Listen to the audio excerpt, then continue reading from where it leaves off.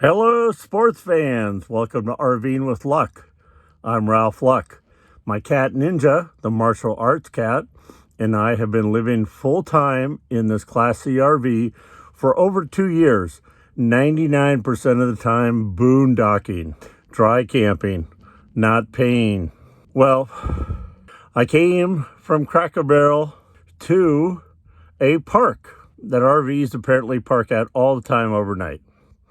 I was there, had a couple of beers with a buddy who came over in his golf cart from his house, and was finishing dinner and just about ready to turn out the lights and call it a night. And I got the knock. It's a bad streak here in southern Arizona. Security said, "Hey sir, the park closes in half an hour. Park rangers will be through and they'll be giving tickets to those that are here because you can't be parked here." No signs anywhere about it. So I said, sure. They said, maybe you could try parking over at the tennis courts over there. So I moved literally a quarter mile closer to my friends, and I'm at a recreation center, which is a community center and gym and tennis courts and open parking, no signage, but we'll see.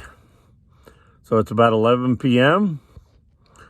I'm gonna stay up for about an hour or two, and then if I get a good night's sleep and can stay here, I can get my friend and I to work on my VW tomorrow and leave town.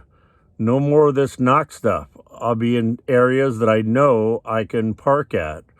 Right now, it's all, since end of November when I came into town for the one-day doctor appointment that ended up being 2 months almost, month and a half now, almost 2 months. It's been a constant battle of trying to find places to stay. So hopefully I can get a night's sleep here. You know, if they just put up signs, no parking, then boom. But with no signage up, no gates, and then you get a knock, I mean, come on, how can we even know about any rules if you don't post them? But I'm trying to stay positive. Hopefully I'll get a good night's sleep here. I was going to video all this, and then I thought, oh no, it's just a parking lot. No big deal, no big deal. Well, at this time, I decided to at least start filming this, and we'll see where it goes. Hopefully you don't see me until the morning. Well, that was security again. They said the place I moved in the parking lot of the tennis courts is still park property. No signs, but I need to leave. They said, we meant park on the street by the tennis courts. So I'm going to attempt that. At this point, I might run and get a couple of beers at the liquor store down the road. I'm staying positive. But again, just signage would do. And I just got in bed and recorded this, and you guys saw it. And then I get a knock on the door again from the same security. So, do what I got to do.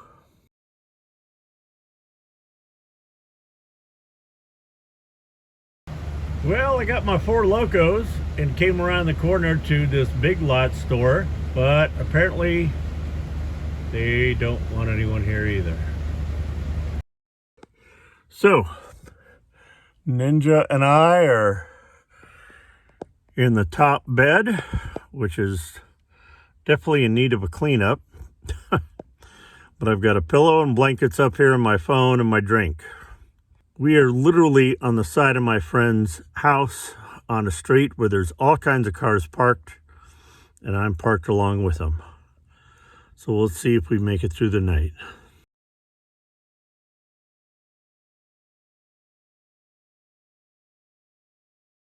All right. So, Mr. Rojo already took off this. What's it called? The upper head gasket. Valve cover gasket, sorry. And it was leaking. So see that blue one? Brand new. $16 on Amazon. $36 at AutoZone. But that's brand new. He cleaned it all up with brake cleaner.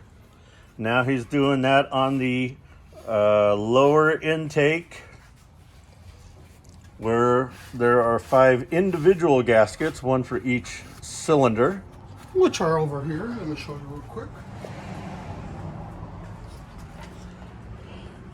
Gonna clean that up because it's all oily and dirty inside. I don't know if we can see that. Let's see. There we go. Better view. These are all nasty inside.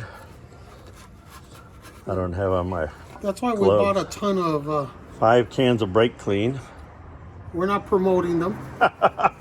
To solve it, it dries up. It doesn't eat anything up. It just eats up grease and gaskets. Or I'm sorry, it eats up all the grease and oil. I hope not gaskets.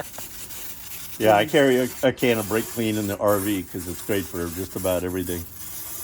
Lots of blue shop towels. And then Lisa is over there, and we're going to be putting the window regulator that finally, after 3 attempts, I ordered the right one, we hope.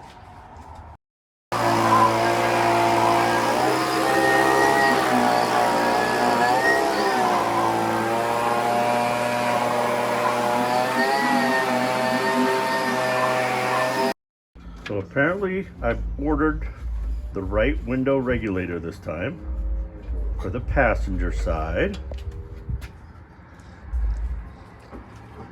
And Lisa is doing a great job. She knows where everything goes. I can't remember where anything goes. I'm just here to crawl on the ground and put the 2 bolts in on the bottom.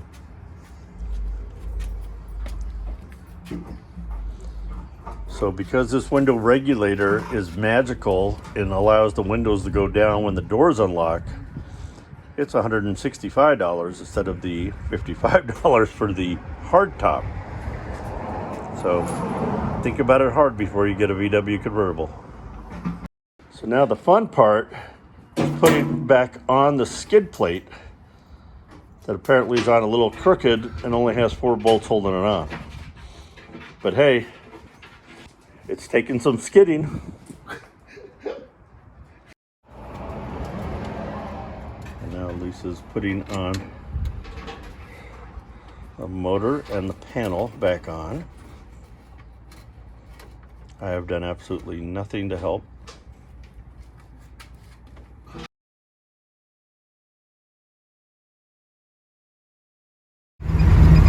Woohoo! I'm gonna give some kudos and shout out to the Rojos in a minute, but I just wanted to say, yes, it's Monday, 5 o'clock rush hour, but I'm finally on the road. I mean, hey, I love the Phoenix area. Lived here for many a years, but I'm a nomad and I gotta keep on moving. And I gotta say, after being here almost 2 full months and having all the fun of having my doors knocked on several times, I'm just happy to be on the road. So the goal is about an hour drive to a TA travel center in Eloy, Arizona, which is about halfway between Phoenix area where I'm at now, come into the heart of downtown Phoenix, and Tucson. So just going to do a little driving tonight, stop at the truck center, dump my tanks, get gas, rest, and clean up, and then hit the road in Tucson tomorrow.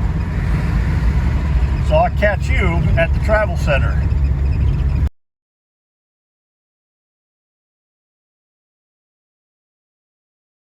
All right, friends, we made it.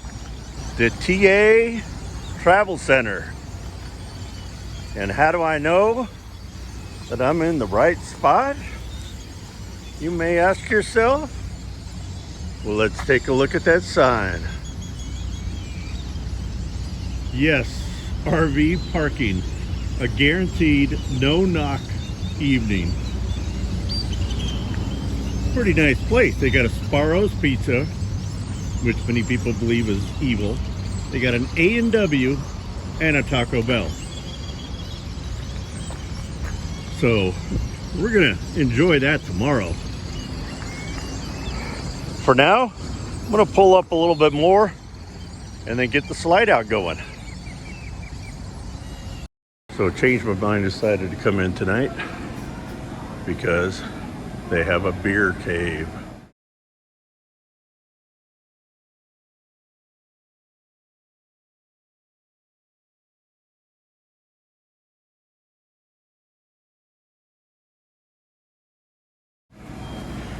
And I think I was told by a gentleman outside they don't have propane, but they got a dump and water.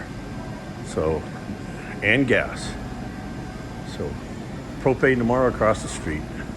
Let's get some beer. So, my poison tonight is Voodoo Ranger, a delicious IPA ale. And Ninja's here at the bedside. Got the slide out, and gonna relax. It's a little warm, not much air movement. It is sprinkling. It's been sprinkling since I left and followed me. And it's supposed to sprinkle all night. It is 56 degrees, so outside it's real nice. Not much of a breeze inside, but it should be for a nice cool night. I've got to give big thanks to the Rojos that you saw working on my car. Lisa did the entire window regulator herself. Installed every screw, every piece of it. And then her husband, who I just call Rojo, but his first name is Margaro, and he put in the intake gasket for the intake manifold, I believe it is, and the head gasket.